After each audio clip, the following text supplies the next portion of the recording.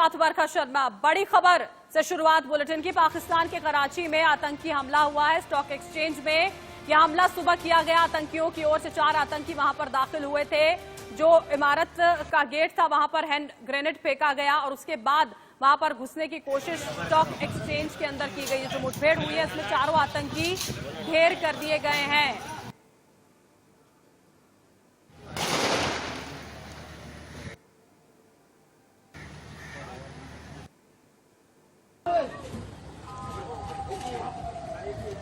तस्वीरें यहाँ पर देखिए आपके सामने हैं। किस तरह से जो रेंजर्स वहां पर पहुंचे थे और पुलिस वहां पर थी, उन्होंने ये प्रयास किए कि जो लोग बिल्डिंग में, उस इमारत में, स्टॉक एक्सचेंज की इमारत में फंसे हुए थे या जख्मी हुए थे, उन्हें बाहर निकाला जा सके।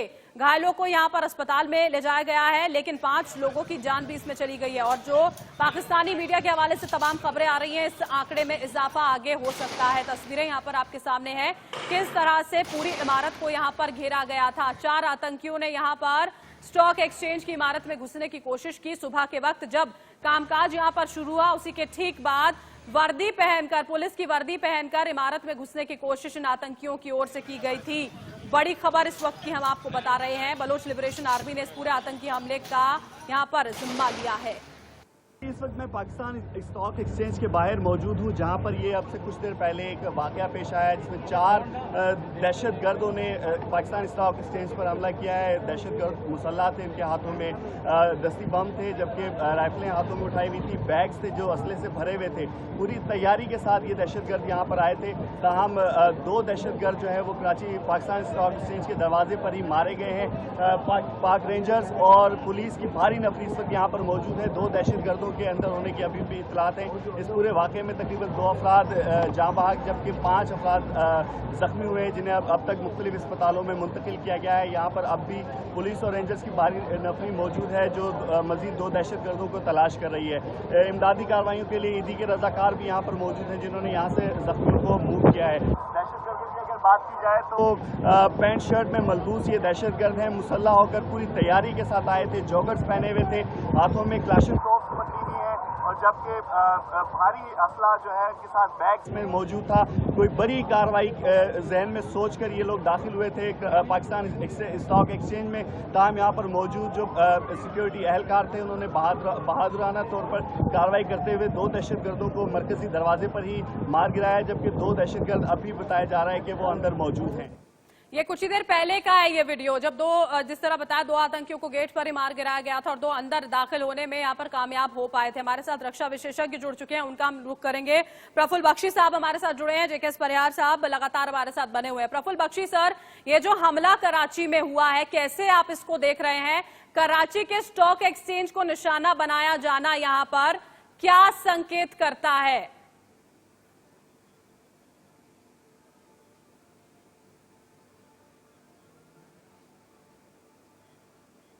नहीं है, खासकर ये जो बलोच लिबरेशन फ्रंट के जो लोग हैं, ये तो पाकिस्तान हुकूमत के खिलाफ हैं और तालिबान एलिमेंट से मिले हुए हैं। जो अफगान तालिबान एलिमेंट पाकिस्तान आर्मी के खिलाफ है, तो उनके ये कॉम्बिनेशन पे ये काम करते हैं। और इसमें देखा जा रहा है ना पाकिस्तान आर्मी का, ना ISI का, ना पाकिस्तानी तालिबान का इनके ऊपर कोई कंट्रोल है। और इतने सारे फैक्शन बन गए हैं और ISIS कईयों को सपोर्ट कर रहा है, कईयों को नहीं कर रहा। ISIS जो है, तो इसलिए इनको ये प्रॉब्लम आ रही है। ये तो अंदर की बात है। पर दूसरी बात भी आप देखिए, पाकिस्तान को सबक मिल रहा है कि अगर आप आग से खेलोगे तो उंगलियां जलेंगी, सांप को पालोगे तो आप दसे जाओगे। तो ये तो उनको अपनी ही करनी का थोड़ा सा फल भुगत रहे हैं। पर क्वेश्चन ये है, ये अब भी पता लगता है कि पाकिस्तान की आर्मी का कंट्रोल कम होता जा रहा है इनके ऊपर। पाकिस्तानी ISI हेडक्वार्टर का कंट्रोल कम होता जा रहा है। यहाँ इनकी असहायता, यहाँ पे मतलब की हेल्पलेसनेस दिखाई दे रही है। इसका हमको फायदा उठाना पड़ेगा। अगर हमारी चाणक्य नीति पक्की है तो अभी तक तो हमें इन्हें सपोर्ट कर लेना चाहिए था। ऐसा ये बोलना टीवी पे ठीक हो या ना हो, पर सच्चाई ये है, ये अगर हमने नहीं किया तो हम चूक गए हैं, और अगर हम कर रहे हैं तो हमें शाबाशी देनी चाहिए अपने आप को। बिल्कुल, ये यहाँ की बात है। पाकिस्तान की स्थिति क्या है पिछले कई सालों से, कई दशकों से, ये सब जानते हैं प्रफुल्ल सर, लेकिन उसके बावजूद भी जिस बात का जिक्र आपने यहाँ पर किया है वो आग जो वो पूरी दुनिया में फैलाना चाहता है, ये कैसे सोच लेता है कि उसकी आंच में खुद नहीं जलेगा? ये पहली बार तो हुआ नहीं है कि इस तरह का आतंकी हमला पाकिस्तान ने देखा हो। और उसके बाद जिस तरह की उनकी ऑर्डिनेंस फैक्ट्री के ऊपर हमला हुआ था, आर्मी कैंप पे हमला हुआ था, पिछले 25 साल से हो रहा है। वो ये गेम खेल रहे हैं पर वो सीख नहीं रहे, क्योंकि पाकिस्तान फैक्शन में है। और आपको ये मैं बता दूं, पाकिस्तान आर्मी के अंदर फैक्शन बन गए हैं, रिलीजियस फैक्शन, जो सब नहीं सपोर्ट करते टेररिस्ट एक्टिविटी को, वो अपने कमांडर्स के खिलाफ हैं जी। और उनके खासकर उनके जो बॉर्डर रेंजर्स हैं, तो बॉर्डर पे तैनात है, इनको भी अपनी अंदरूनी प्रॉब्लम बहुत हो रही है। तो ये खामियाजा देख रही है, आपको सामने नजर आ रहा है। और इनको ना अमेरिका का सपोर्ट है, चाइना का सपोर्ट तो हो ही नहीं सकता। चाइना तो अलग से प्रेशर डाल रहा है, वो गिलगित और स्कार्दो एयरफील्ड के ऊपर अपने एयरक्राफ्ट को ऑपरेट करने की कोशिश कर रहा है। यहाँ पाकिस्तान की हुकूमत के अंदर चारों तरफ से बहुत प्रेशर है, प्रेशर है, ये बात तो समझ में आ ही रही है। यहाँ पर प्रफुल्ल सर हमारे साथ जेकेएस परिहार साहब भी जुड़े हुए हैं। परिहार सर, जो तमाम बातें प्रफुल्ल सर की ओर से कही गई हैं उस फ्रैक्शन को लेकर जो वहां पर पाकिस्तानी आर्मी में अब आ गया है, और उसी के साथ साथ जिस प्रेशर के अंडर पाकिस्तान अभी है, कितना आप इत्तेफाक रखते हैं? आपकी क्या राय है इस पूरे हमले पर, अभी जो कराची में हुआ है? कई लोगों की जान गई है इसमें साहब।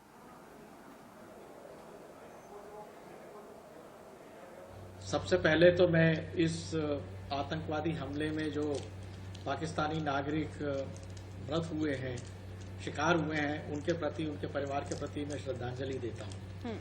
रहा सवाल बलूचिस्तान लिबरेशन आर्मी का कि उन्होंने जिम्मेदारी ली है, मैं इस बात को मानने के लिए हाल फिलहाल ज्यादा तैयार नहीं हूं कि ये जिम्मेदारी का अनाउंसमेंट किसने किया है।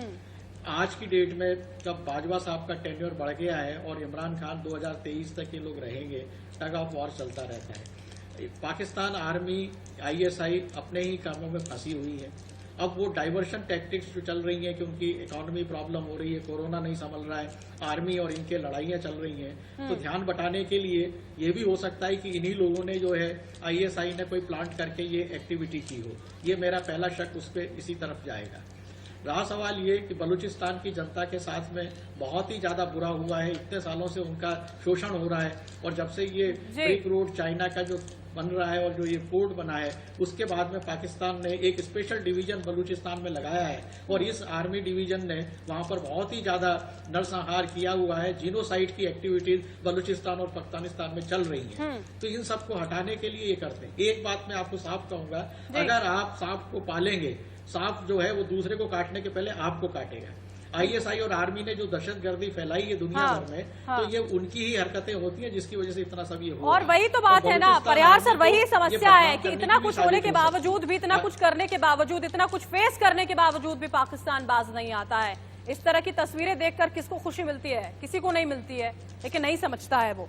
हमारे साथ पाकिस्तानी पत्रकार एडी मालिक इस वक्त जुड़ चुके हैं, उनका मैं रुख करना चाहूंगी। हमारी सहयोगी रचना भी हमारे साथ न्यूज रूम से है।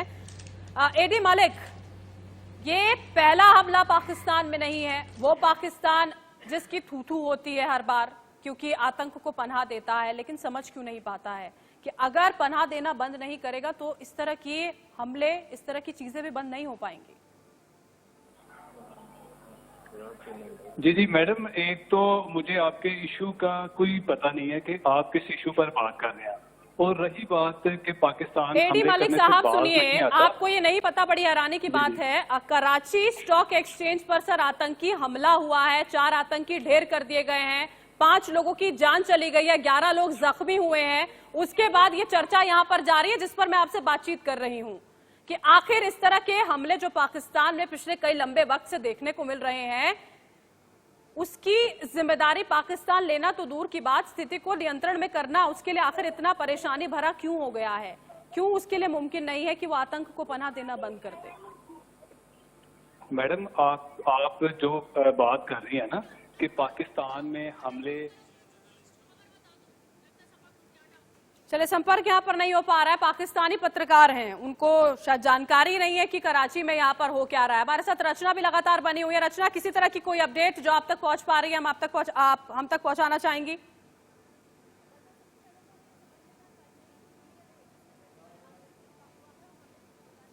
इसकी जड़ें आखिर कहां से कहां तक है?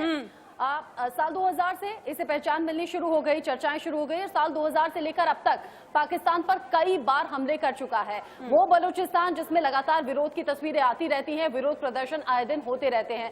सबसे कम आबादी है लेकिन पिछले करीब 70 साल से अपनी आजादी के लिए, अपने अधिकारों के लिए लगातार ये जंग लड़ रहा है, लगातार प्रदर्शन वहां पर होते रहे हैं। वहीं पर बलूचिस्तान लिबरेशन आर्मी, ये संगठन जो कि अलगाववादियों का सबसे बड़ा संगठन कहा जाता है, और सिर्फ यही नहीं, और भी कई छोटे छोटे संगठन हैं जो लगातार विरोध करते रहे हैं और जिनका सपोर्ट है बीएलए को, और इसी बीएलए के जरिए हमला किया गया है। और पाकिस्तानी सेना के जरिए जो हमें लगातार जानकारी मिल रही है, ग्राउंड जीरो क्लियरेंस ऑपरेशन, इस ऑपरेशन के तहत पाकिस्तानी सेना को ये ऑर्डर्स दिए गए थे कि बीएलए का खात्मा करना है और साथ ही साथ बलूचिस्तान लिबरेशन फ्रंट, इनका सफाया करने की बात कही गई। और इन ऑर्डर्स के बाद से ही पाकिस्तानी सेना लगातार काम करती रही।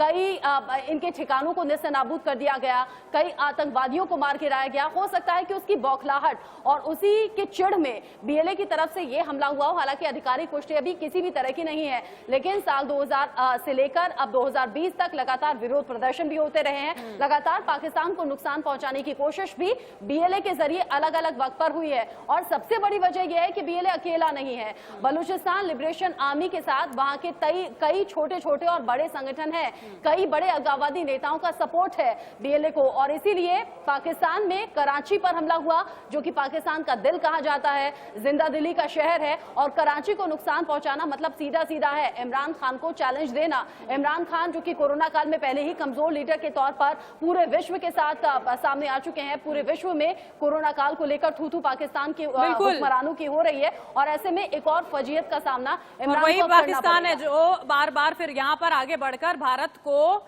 यहाँ पर अपनी एडवाइस देता हुआ भी नजर आता है। इसी बीच 5 तस्वीरें यहाँ पर हम आपको दिखा रहे हैं। गोलियों से जब कराची थर्रा गया था आज सुबह, इलाके की घेराबंदी उसके बाद करनी पड़ी थी जब 4 आतंकियों को ढेर किया गया। तमाम इलाके को यहाँ पर खाली कराया गया।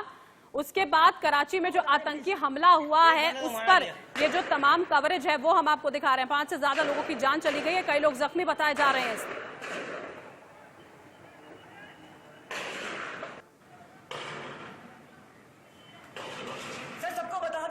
कोई यहाँ पे नहीं आया सर, अभी सबको बोलते कि कोई यहाँ पे नहीं है, मेन एंट्रेंस पे बहुत शरीर किस्म की फायरिंग हो रही है। ये तस्वीरें, तमाम अपडेट इस पूरी बड़ी खबर से जुड़ा हुआ हम आप तक पहुंचाएंगे। फिलहाल वक्त एक ब्रेक का है। बड़ी खबर लगातार हम आपको बता रहे हैं, जहां पर स्टॉक एक्सचेंज पर आतंकी हमला हुआ है। सुबह के वक्त जैसे ही यहाँ पर कामकाज शुरू हुआ था, उसके बाद 4 आतंकी हैंड ग्रेनेड का इस्तेमाल करते हैं गेट पर, और उसके बाद 2 आतंकियों को गेट पर ही ढेर किया गया और 2 की अंदर मौत हुई है मुठभेड़ के दौरान। इसके बाद यहाँ पर 5 लोगों ने अपनी जान गंवा दी है। ये आंकड़ा बढ़ सकता है। 11 लोग जख्मी है, अस्पताल में उनका इलाज जारी है। कई लोग यहाँ पर देखिए जो फंसे हुए थे, उन्हें बाकायदा बाहर निकाला गया। सवाल बार बार इस बात को लेकर उठ रहा है, आतंक को पनाह देने वाला पाकिस्तान आखिर खुद आतंक की आंच में जल ही रहा है ना। हमारे साथ पत्रकार जुड़ गए हैं पाकिस्तान के एडी मलिक। एडी मलिक, क्या कहना है आपका? पहला रिएक्शन दे दीजिए सर। अब आप जो कराची में आतंकी हमला हुआ है, क्या कहना है आपको? जी बिल्कुल, ये बड़ा एक अफसोसनाक हादसा हुआ है जो आज सुबह कराची में पेश आया। मगर मैं इसमें आपको ये बता दूं कि हमारी पाकिस्तान रेलवे के नौजवानों ने इस तमाम को जगह को जो इंस्टीट्यूट कर दिया, और इस तरह के जो बुज़दिलाना हमले हैं वो पाकिस्तान की साथ को कुछ भी नहीं नुकसान पहुँचा सकते। तो ये बुज़दिल आए रोज एक बुज़दिलाना कार्रवाई है जो कि ये। एडी मलिक, हम आपसे फिर से संपर्क करेंगे, आपकी आवाज हम तक स्पष्ट नहीं पहुंच पा रही। हम चाहते हैं कि आप थोड़ा क्लैरिफिकेशन, अपनी बात को जरा ढंग से यहाँ पर रख पाएं ताकि समझ में तो आए कि आखिर पाकिस्तान जो है उसका सूरत हाल यहाँ तक पहुंचा है, पहुंचा कैसे है, आगे बदलेगा तो बदलेगा कैसे अगर इसी तरह की स्थिति रहेगी। बेहद दुख की खबर है कि 5 लोगों की जान यहाँ पर गई है, लेकिन अगर आतंक को पनाह इसी तरह पाकिस्तान देता रहेगा तो इस तरह की खबरें आना बंद नहीं होंगी। एक ब्रेक के लिए हम यहाँ पर रुक रहे हैं, खबरें जारी हैं।